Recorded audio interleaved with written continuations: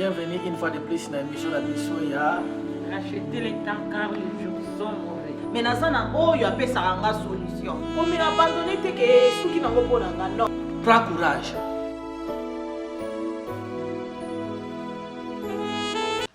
Bienvenue dans l'émission La Mission ya. Racheter les temps car les jours sont mauvais. Car les jours sont mauvais. Émission de Melarabino Malobana Nzambe. Émission où ils allaient 100% Jésus-Christ. Donc c'est la patience. Kolanangoti na suka. Kobosa na te ko like. Kobosa na te ko commenter. Tout ça on a besoin d'ango kobosa na pété ko s'abonner na chaîne où ils allaient 100% Jésus-Christ. Avant to banda to kobondela. Nzambe to recommander moment na maboko na yo. Saint-Esprit de Dieu.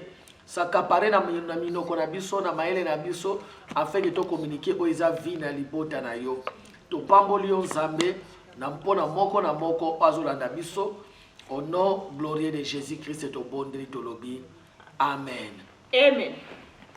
Yo toujours clôturer na sujet na soto bandaki nango sur porter les fruits. Comme Nzambe ba fruits, ba mbuma. To lobaki to zana deux sortes ya fruits.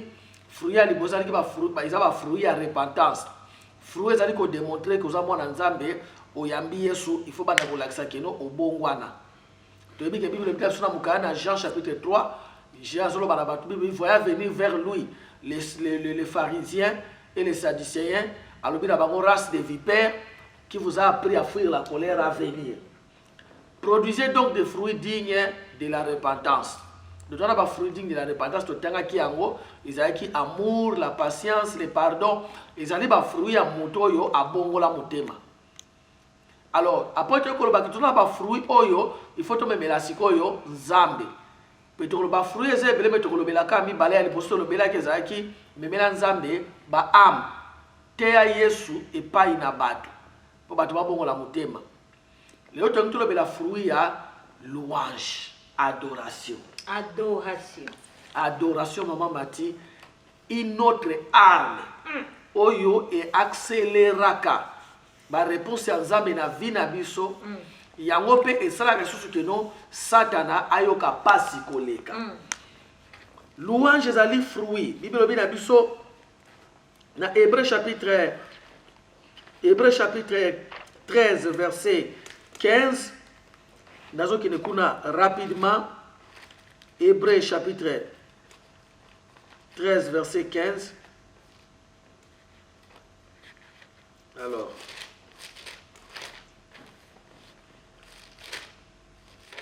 Hébreu 13, 15. Bible dit, par lui, offrons sans cesse à Dieu un sacrifice de louange, c'est-à-dire les fruits des lèvres qui confessent son nom. Mama tia benyango sacrifice ya louange. Toza na louange, moto oso okumisa Nzambe. Tangu makambo ezo simba.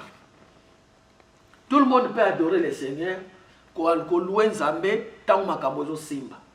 Mais sacrifice ya louange de konanga ezali tangu oyo omoni ke raison ya kokumisela Nzambe ezate. Rien ne marche. Raison ya kokumisela Nzambe ezate. Mais oye ko sacrifier et pas ina Nzambe louange au Bible na biso ezali ba fruit ya lèvre na biso. Kotombola Nzambe. Maman Mati na andaki témoignage ya pasteur moko Enoka Deboye, pasteur ya Redeem Church. Alors bien azaki na campagne moko ya munene. Et que à côté retraite ya 3 jours. Azobonda Nzambe Nzambe sala batu ba bika babeli ba bika batu ba aveugle ba mona Nzambe bina stop. Chaque fois soko ya kaka Nzambe sala batu ba bika mukonyo kokumisa kanga. Kota awa bandaka kokumisa nga, adore nga, tombola nga. Eza arme munene, ezali fruit oto memelaka Nzambe. Bible bina biso il nous a sauvés pour te servir louange na ye. Pour te adorer ye to kumisaka ye. Bien aimé dans le Seigneur, ezali ko dépendre de la saison ni oyo ezali ko lekisela. Dieu nous a sauvés, maman Mati, teka kapoto po apesaka biso biloko. Moko na raison Nzamba pona biso a sauver biso bibebe biso royaume de sacrificateur. c'est aussi pour adorer ye, kotombola ye, okumisa ye. Ba exaucement mususu e bomba makana ko sengate. E bomba makaka na louange, na kokumisa ye, na adorer parce que zali fruit ozo memela nzambe. Mama ti loba na ona. Pasteur Gilles Ndengolobi Nzamba créa biso pour un but. But on Nzamba sale la biso ezaka kapoto zong salokume paine. Alors bina biso 150 que tout ce qui respire mutu nyonso azana pema aiba ko pesa ka lokume paina ye. Donc ya sala biso na pema poto zongi saka lokume paina ye Pasteur Gilles. A créa biso te po biso to lia ka to lamuka. A créa biso parce que louange gloire et pas en Nzambe. Non, le baki Pasteur Gilles. Et ça facile, hein? Eh, Pasteur Nazou, gloire à Dieu. Pasteur Nazou, gloire à Dieu. Mais quand les choses, ça marche pas. Na moment, on a toujours zongi saloku, mais pas en Nzambe. Papa Gilles. Nzambe, ça a posé tout zongi saloku, mais pas en Nzambe. Qu'attends ton raté? Exactement. Et même quand les choses ça marche pas bien, Nzambe posana eza et pas inabiso, to e bakozong sa gloire et pas ine parce que le kumu otozong sa et pas Nzambe kataka ba chaîne pasteur. Même quand les choses ne marchent pas, Nzambe azana posa otombo la kombo na ye. Yes. Azana posa to adorer bien aimé dans le Seigneur. Comme makaka ba plainte pas ba plainte ba lamentation pas Nzambe te. Moko na eloko oyo et ça que ban Israël ba umela na désert. Ils ont murmuré. Ko murmurer. Ko lela ko loba. C'est là on a lobaka mingi awa où est la différence entre ba miko ba bébé na ba mature na ba mikolo. Parce que soko ozui bana okangisi bana otie bana na chambre moko tie bango 20 tchaka 15. Ozui salle moko a munene otie ba mikolo 30. Ozi surveiller otie libanda. Mikolo ba ko fanda kuna pendant 2 heures de temps ko yoka likambo te. Mais bana waka après 1 minute moko abimi. Adjotinga. Mama nalingi bombo. Atindikinga. Ye mutu abendi elamba na nga.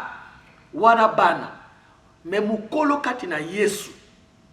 Akoma na niveau au Bible me abiso rendez gloire à Dieu pour toutes choses. La circonstance nyonso zongi sa lokumu pa ina Nzambe. Dieu ne veut pas que toujours to que ne pas nae Nzambe na zangi boy, Nzambe na lingi boy, Nzambe na zana pose loko boy. Pourquoi tikinga? Dieu veut aussi to qu'il to memelaye adoration. Parce que mingi tombe ma pas ina Nzambe papa Gilles. Et puis question ni tombe ma mingi pas ina Nzambe, yo mto la musa biso nango. Pourquoi? Pourquoi? Toyaka mingi pas ina Nzambe, fallait tozong sile le coup mais to ba pourquoi Seigneur? Pourquoi tu m'as laissé, Seigneur? Pourquoi tu m'as pardonné? Pourquoi, Seigneur, ça ne marche pas dans ma vie? Pourquoi rien ne marche pas dans ma vie? Tout souvent, tu me mets la Nzambe. Pourquoi? Place tu me mets la adoration. Ok, Nzamba, ça les poto zonga na ena mituna te, mais poto kumisa ka pasteur. Les mots, ouais, matakana lola pour le kaba monioso. Ezali pourquoi? Why? Why? Pourquoi? Nzambe ndekonanga kufi pourquoi Nzambe pourquoi? Et le conseil Istanbul a Nzambe pourquoi? Amène l'adoration et paï na Nzambe yekola kokumisa Nzambe na circonstance nyonso. Maman Mati yango ça la différence entre libération ya Paul na prison na libération ya Pierre. Yes. Tango bakangi Pierre na Acte chapitre 12. Bilobi batie ba ebike bakomoma ye lobi Pierre alali alongoli ceinture alongoli sapato bilobi alali entre deux gardes. Paul pe koto ngota bakanga kiye Paul alali te bilobi au milieu de la nuit Paul abana Silas babandi louange alléluia na ndenge pe ya mokete parce que bana louange na dimension que ba prisonnier bazo yoka bango. Ça veut dire que Nzambe à haute voix. Tant que Nzambe asalaki na batumi balo. Tant que libérer Pierre, asalaki ndeni mamati. Lobi ange akoti malembe na kimia nyoso. Aye alamusi Pierre. Abi Pierre lamuka. Pierre asutuki. Abi na zo ba sapatu na yo. Ange aso chichoter pas Pierre. Or ange a la capacité à hypnotiser bato nyonso na ba kolamuka te. Bakolamuka te. Makoki kosala yango te. Asalaki yango te. Parce que attitude na on a problème et ko déterminer mouvement ya Nzambe pour la solution. Alléluia. Abisi Pierre abi telema, abi landanga. Ba komi na porte ya liboso ya mabende fungwami. Ba ke na porte musu ya ebe baka na ville ba fungwami et fungwami ange atiki Pierre alimwe. Pierre a réalisé que Nzambe a libéré. Mais pas Paul ezalaki ndengwana te. Non. Bébé tangu Paul azo yemba. Tangu Paul na Silas baza ko adorer Nzambe. Bible dit tremblement de terre mukesala baki. Tremblement de terre. Et puis nayebi ke na prison ya Hérode na Acte chapitre 12 ba prisonnier mususu bazalaki. Mais Paul Pierre abima ye moko. Mais pas ya Paul comme louange tokaki. Babi ba porte ya ba prisonnier nyonso efungwami. Wow. Ba chaîne ya ba prisonnier nyonso ekatani. Pourquoi? Parce que na tangu na ye ya pasi a préféré ki adorer Nzambe, a louer Nzambe. Mais dans le comme na tangu ya Paul ya Pierre na Acte 12 a préféré ki ala la calme a ose la katonga ta na kufara ngai. Surtout que ba otacha ko manjaki des jours passés. Comme tour na ngai. Non. Na tala film ya Titanic. Mama tizaki na ba musicien na kati. Tangu Titanic bandi ko dinda. Bato bandi ko luka ba kima groupe mo ba musicien ba bino to beta la musique ti to ko dinda to ko kufa. Bien-aimé dans le Seigneur, ate comme il passe nini, n'arrête pas de louer le Seigneur. Ils allaient fruits aux memelaye. Yango wana. Ils a fruits aux memelaye. Et ça ka miracle pasteur Gilles. To moni Pierre na Silas ndongolo na Paul na Silas. Paul na Silas na kati na prison. Tellement bato ane ko yoka makelele ya adoration na bango. Lo lengi ni bano kumisa Nzambe bato ane sengela ba bénéficier pe na bénédiction ezalaki na bango. Parce que ça qui na bango babimaki. Ba chaîne katani D'autant to kumisa Nzambe. Même na oya entourage na bénéficier na bénédiction na. Et pas ya Paul, ya Pierre. Ba prisonnier ba lamuka bo Pierre ake wapi? Asa ake wapi? Ba comprendre. Mais connaît pas ya Paul. Et ningi saki bibe bazeka mi balé me ba bouleverser ki mokili. Ozana posa Nzamba sali kambo ba tunyo so ba ko remarquer. Loue le Seigneur na moment compliqué ya vie na yo. Je ne dis pas que ça est facile. Non. Mais c'est impossible. Tombo la Nzambe. Adore le Seigneur. Le Nzambe na commission, na tomboli yo, na élevé yo. Kozaka chrétien te oyo, ya okinake pa Nzambe, Nzambe pona nini boy, Nzambe pona nini boy. To chrétien oyo akumisaka Nzambe tangu makambo zo simba. Ou bien zo kumisaka ka Nzambe zo prétendre na eloko moko boye ke ndena okumise we tangu situation e ke changer. Yo kumisa e kaka. Exactement. Oui, tikali ye moko ayebi ka pe jour nini o akosala pe ka akosala yango. Biso to lo bate poso osali boye ndo moni ba chaîne fonga mais c'est vrai nous vivons par la foi. To yebi ke Nzambe na biso sa capacité, il est capable ya kosala makambo mutasala kate. Mettons yo zo ko adorer ye. Ko adorer ye te ke nazo ko zela ke tam so c'est loko na zala ngo ke changer. Yo adorer ye kaka parce que a créé biso pona bitka ya okumise. O etikali ye moko ebinde na ningisela mokili na ye. Tala nguya ya louange. Psaume 22 verset 4. Bible dit Dieu siège au milieu des louanges de son peuple. Tala mystère oyo mama mati. Nzamba ye ko fan na louange ya peuple na ye. Tango biso batu to yembaka, bibi na lola, eza na louange na adoration 24 sur 24, banane bazo yemba ba santu et puis na ba ange. Ba ange mutu ba yembela ka Nzambe. Mungongo ya bien ya harmonie. Siko olie Nzamba atala bango, Nzambe soki église badi ko yemba na ba mbunda ya rythme bongate, na bato bazo yemba mingongo peut être coordonné te, na ba mususu azo yemba autija ko sala masumu me akona église badi ko yembela Nzambe eloko ya tiraka Nzambe ezali louange de son peuple. Alléluia.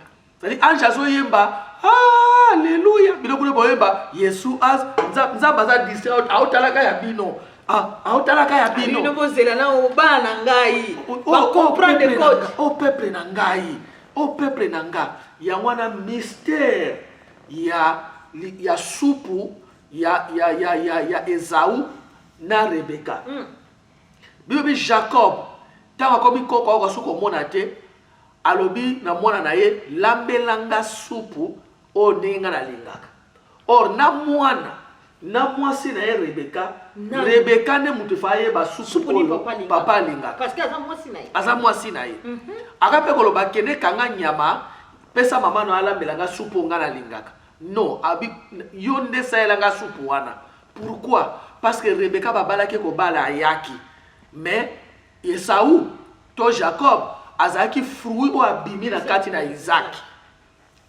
Donc louange oyo uti epai na yo muto oyo oza mwana ya Nzambe eza na valeur koleka ya louange ya ange o Nzambe a créé ko créer. L'ange a été créé.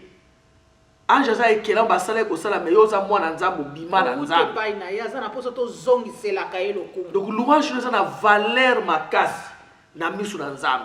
Yango bible bi eza bisika muso muta obetelo masolo me ozolo kate po eza na eloko mo ezo leka kuna o ezo attirer attention na yo o ezo benda attention na yo talaka bala muso bazaka soka lingi yo zo beteli solo me fiancé na eto copine na yazo leka na balabala donc oyo zo loba auta ake wapi autu wapi na o loba na oyoka peut-être pour attention neke kuna ndenge Nzamba zaka na lola. Donc, ange bazoyemba mais attention na ye na louange de son peuple.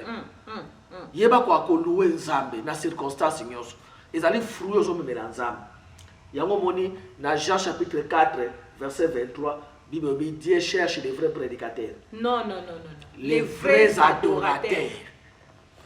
Azoluka bato bako adorer ye. Alukaka. Azoluka. Siko Nzambe ayebi nyonso azoluka. Est-ce que ça maman ti pour que vous look loco c'est parce qu'il y a une place exacte. Vous comprendrez. Mais Dieu est omniprésent et omniscient. Soyez dans la poste moko où est ratakate et ça qu'on loue. Puis ça la seule poste où est tika la calibela ti même toke na mona lola. Prédication ya na mokili ko sila. Ba offrande ko katana. Mais louange adoration au continuer na lola yekola ko adorer Nzambe eza fruit ezali fruit oza ko produire ozo mema epai na Nzambe eza na verset moko mama mati Esaïe chapitre 30 verset 29 na 40 na otanga ngo Esaïe chapitre 30 verset 29 na 40. Voilà. Esaïe 30. Bible lobby. Vous chanterez. Anglais lobby, you shall have a song. Il faut un nzembo. Na préférence en anglais. Anglais lobby là, vous devez avoir un cantique. Comme la nuit où l'on célèbre la fête. Vous aurez le cœur joyeux. Comme celui qui marche au son de la flûte, pour vous rendre à la montagne de l'Éternel, vers les rochers d'Israël, et l'Éternel fera attendre sa voix. Abisoko linyo ke na ngomba ya Nzambe po yoka mungongo na ye, esengeli omema nzembo. Esengeli omema nzembo. Abi you shall have a song. Vous amènerez un cantique. Yaka na nzembo, zana mutema ya esengo. Tango zoke na présence ya Nzambe. Abi tango Nzambe akoyoka nzembo, akoyokisa bino mungongo na ye. Mais nazo bonde la Nzambe oloba te. C'est parce que tango ke na obade momoko Nzambe nanga na ye na kumisi yo. Nzambe tali kamunanga oyo. Nzambe tala oyo. Nzambe tala oyo. Ayoki tiabi mwana zo comprendre. Ao comprendre bi Paul alobi. Avec la paix de Dieu, la communion avec cet esprit est pour la rabino.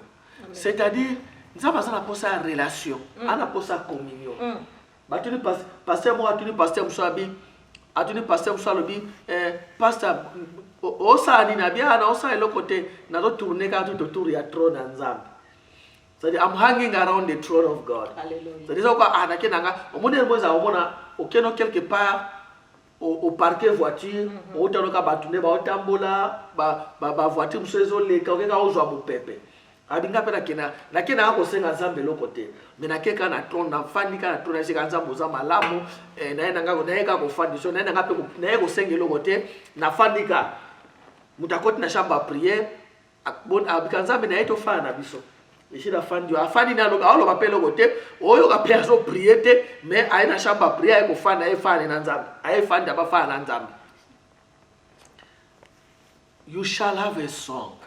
Il faut ça na nzembo bibelo bitango zo matana ngomba ya nzambe za pe na esengo na motema lokola muta okende feti mingi bakende panza basa kangelo ngaza ya desi ya parti nzambe comme il y a des formules abane okumisi ya mukeka nzambe na komisio poza papa nzambe zomona makamu na ngate OK nzambe za wapi ondiro zomona te na sambela ndenge nini papa ba nyoso na sina sali ba jeune pe na sina sali ba prier pe na sina sali papa oza okolo bwakinga nzambe bio calme-toi.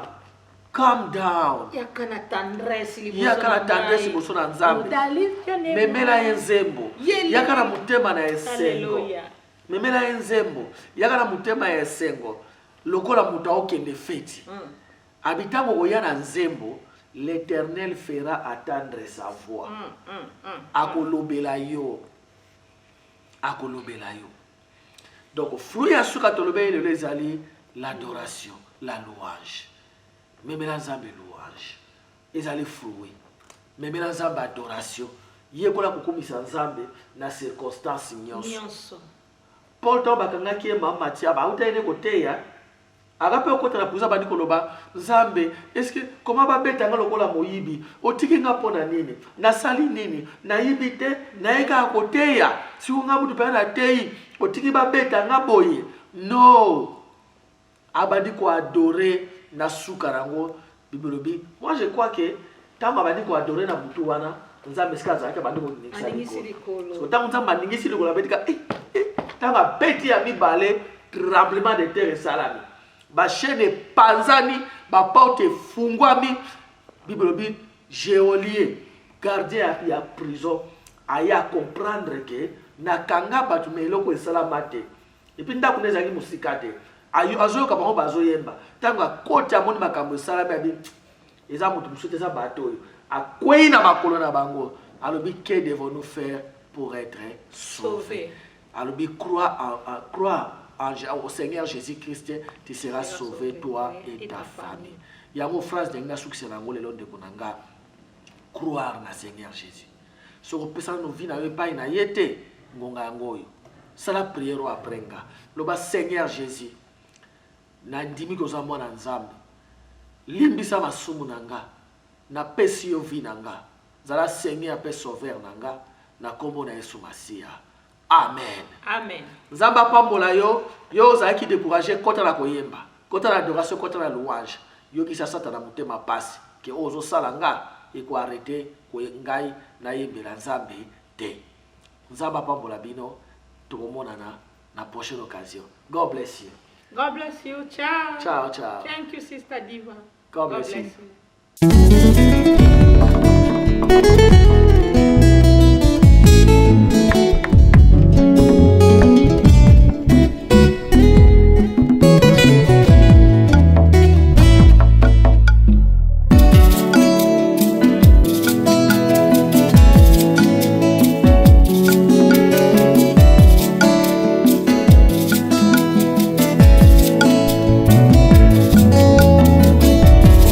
Ma Bible dit, tu es le chemin, tu es la vie, tu es la vérité. Nanyo alanda yo abunga nzela azalite. Yango ngai nalobi nakolanda nzela mosusu te. Nakolanda kaka nzela na yo Yesu. Nzela ekosaka te.